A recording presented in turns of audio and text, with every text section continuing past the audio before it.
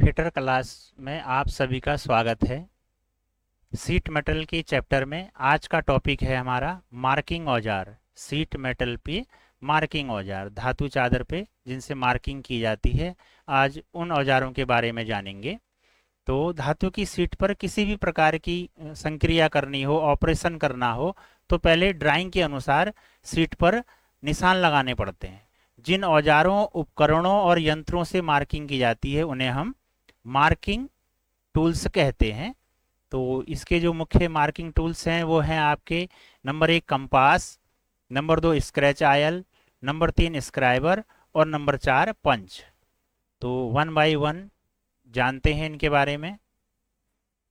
Compass चित्र के माध्यम से आप देख रहे हैं, एक डिवाइडर का चित्र है, एक विंग कंपास का और एक ट्रेमल का चित्र दिखाई दे रहा है। तो सीट मेटल कार्यों में कंपास कार्यों के अनुसार विभिन्न प्रकार के होते हैं। इनका प्रयोग शुद्धता से मार्किंग करने के लिए किया जाता है। इनके द्वारा वृत्त या चाप लगा सकते हैं कि किसी भी सीट को दो भागों में बराबर बांट सकते हैं। तो आप ये देख रहे हैं कि जो ट्रेमल है और जो डिवाइडर है, ट्रेमल से क्या होता है, ट्रेमल के द्वारा बड़े वृत्त लगाए जाते हैं और डिवाइडर के द्वारा छोटे वृत्त लगाए जाते हैं। तो ये जो है वृत्त लगाने के लिए चादरों में या फिर चादर को दो भागों में डिवाइड करने के लिए हम इसका प्रयोग करते हैं। दूसरा है, देखिए स्क्रैच आयल।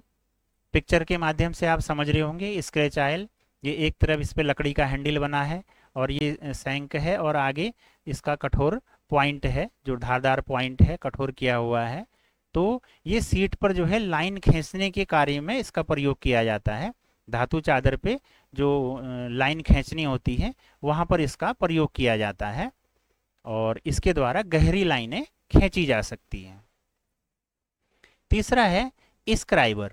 स्क्राइबर देख रहे हैं आप, adjustable scriber, knurled scriber, ordinary scriber. तो इनका उपयोग धातु चादर पर रेखाएं खींचने के लिए किया जाता है।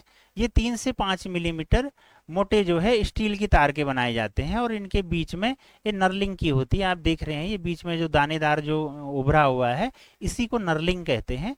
ये नर्लिंग होने से क्या होता है, हाथ की जो ग्रिप है वो मजबूती बने रहती है, तो इसलिए इनको नर्लिंग की होती है इस पे।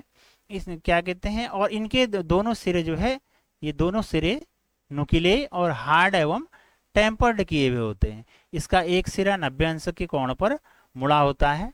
इसका जो नुकीला सिरा है वो 15 अंश से 20 अंश के कोण पर ग्राइंड किया हुआ होता है। जो नुकीला सिरा है ये 15 से 20 अंश के कोण पर ग्राइंड किया हुआ होता है।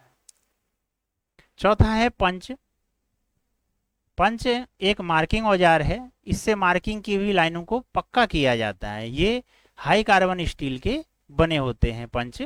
तो कार्यों के अनुसार यहाँ पर 5 पंच का वर्णन किया गया है। नंबर 1 डाट पंच, नंबर 2 सेंटर पंच, नंबर 3 ठोस पंच, नंबर 4 हालो पंच और नंबर 5 पिन पंच।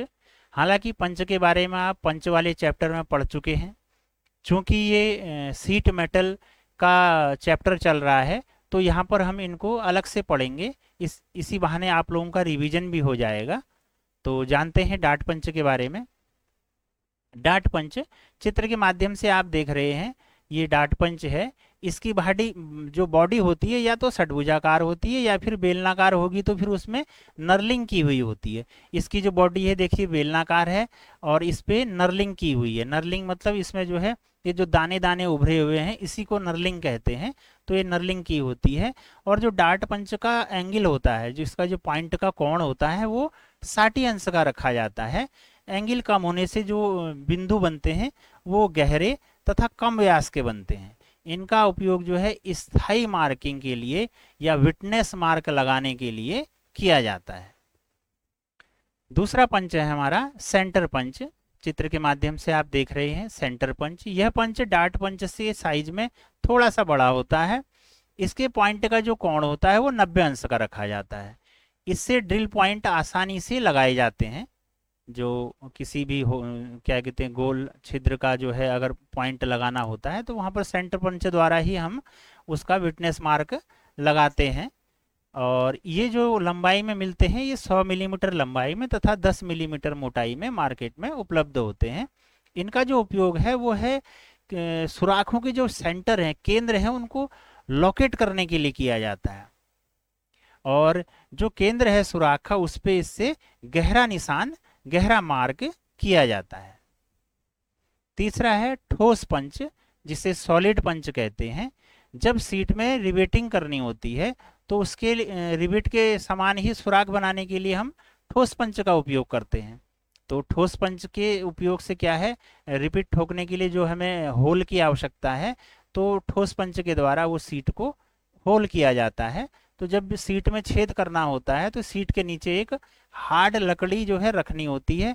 ऊपर से जब हम हैमर करते हैं तो उतनी सीट जो है निकल जाती है, कट जाती है। तो ठोस पंच का जो है उपयोग है रिवेटिंग करते समय, सुराग बनाने के लिए हम ठोस पंच का प्रयोग करते हैं। नेक्स्ट है हालो पंच। देख लीजिए हालो पंच को। ये पंच अंदर से खोखले होते हैं। इनके पॉइंट वाले भाग की परिधि को चारों ओर से ग्राइंड किया होता है। ये जो इसका पॉइंट वाला भाग है, ये चारों ओर से धारदार बिल्कुल ग्राइंड किया हुआ होता है, धारदार बना दिया जाता है। इनका प्रयोग सीट मेटल, चमड़े की सीट, रबड़ की सीट, गैसकेट, गत्ता आदि में सुराख करने के लिए हम इसका प्रयोग करते हैं। जो पट्टा, इंजन वगैरह का पट्टा होता है, चक्की का पट्टा होता है, तो उन पट्टों में सुराख करने के लिए हम होलो पंच का प्रयोग करते हैं। सीट में जो है, जो चादरें हैं, सीट है, उनमें जो है होलो पंच का प्रयोग किया जाता है। और जो इसमें पीछे ये कटा हुआ स्लॉट है, इसमें कटे हुए जो स्क्रैप है वो मेटल बाहर निकल जाता है यहाँ से। पांचवा है पिन पंच। इस पंच की नोक नहीं होती, इसमें कोई आगे को नोक नहीं बनी हुई है। नोक के स्थान पर बेलनाकार पिन होती है और जिसकी लंबाई जाब की आवश्यकता को पूरा करती है। इस पंच का प्रयोग जो है मार्किंग के लिए नहीं किया जाता है, बल्कि जाब में फंसी हुई डावल पिन या टेपर पिन को निकालने के लिए किया जाता है। अब जॉब में कोई डावल पिन है, टेपर पिन है, वो फंसी है, तो जो इसका आगे का हिस्सा है, ये जो है उस पर डाल के पीछे से हैमर से जब इसमें प्रहार करते हैं तो ये अंदर प्रवेश करती है और डावल पिन को दूसरी तरफ से निकाल देती है। तो ये बाजार में जो है 100 से 200 मिलीमीटर लंबाई में और 3 से 12 मिलीमीटर की व्यास में जो है उपलब्ध होते हैं। तो आज आपने मार्किंग औजारों के बारे में जाना। बने रहिए चैनल के साथ। नेक्स्ट टॉपिक में बहुत जल्दी ही एक वीडियो और बनाएंगे। तब तक के लिए धन्यवाद।